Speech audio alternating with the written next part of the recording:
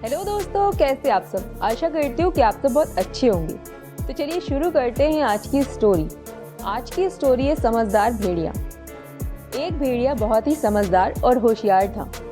एक बार की बात है, जब वह जंगल से गुजर रहा था तो अचानक उसे एक मरा हुआ हाथी दिखाई दिया। भेड़िए ने अपने पंजे से उसकी चमड़ी उधेड़ने की कोशिश की, परंतु चमड़ी बहुत ही सख्त थी। इसे काटना या उधेड़ना उसकी शक्ति से बाहर की बात थी। तभी अचानक एक बब्बर शेर वहां आ धमका। भेड़िया बोला, महाराज, मेरे मालिक, मैं तो बस आपके लिए ही इसकी रखवाली कर रहा था कि कब आप यहाँ आए और मैं आपको यह भेंट दे सकूं। कृपया आप इसे मेरी तरफ से स्वीकार करें। बब्बर शेर बोला, तुम्हारा धन्यवाद, परंतु तुम तो मेरा स्वभाव जानते ही हो कि मैं किसी दूसरे के द्वारा किए गए शिकार को स्वीकार नहीं करता। मैं अपनी खुशी से तुम्हारी यह भेंट तुम्हें सौंपता हूँ। और बब्बर शेर वहां से अपने रास्ते हो लिया। परंतु मुसीबत अभी खत्म कहाँ हुई थी। अब एक साधारण शेर वहां आ पहुंचा। उसे देखते ही भेड़िए ने झट से बोला, चाचा जी, आप यहाँ मौत के मुंह में कहाँ घूम रहे हो। शेर बोला, क्या मतलब। चाचा जी, इस हाथी को बब्बर शेर ने मारा है और मुझे इसकी रखवाली के लिए यहाँ छोड़ रखा है। जाते जाते राजा जी ने मुझे यह हिदायत दी थी कि अगर कोई शेर इधर उधर से गुजरे तो मुझे सूचित कर देना। अब मैं इस जंगल के सारे शेरों का खात्मा कर दूंगा। इतना सुनते ही शेर की हवा सरक गई। उसने कहा, मेरे प्यारे भतीजे, अब तो तुम ही मुझे बचा सकते हो। अगर मेरे बारे में तुम राजा जी को सूचित नहीं करोगे तो मैं बच जाऊंगा।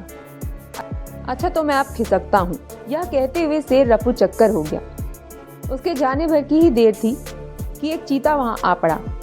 भेड़िए ने मन ही मन सोचा कि इसके दांत बड़े नुकीले हैं, क्यों ना हाथी की चमड़ी इसी से कटवा लूं। बस फिर क्या था।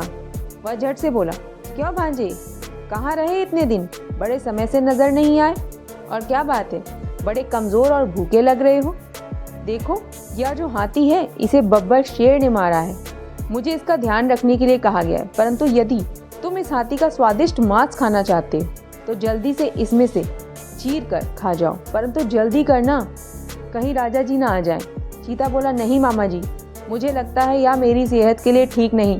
परंतु भेड़िए ने फिर एक चाल चली और कहा, सुनो भांजे, हौसला रखो और खाना शुरू करो। जैसे ही बब्बर शेर मुझे दूर से दिखाई देगा मैं तुम्हें उसके आने की खबर दे दूंगा।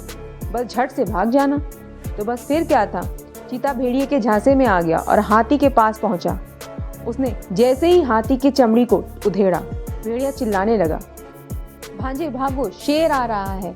झट से चीता 9-2-11 हो गया। इस तरह भेड़िए ने लंबे समय के लिए अपने भोजन का प्रबंध कर लिया। तो दोस्तों, इस कहानी से हमें यह सीख मिलती है कि अक्लमंदी से मुश्किल काम भी आसान किया जा सकता है।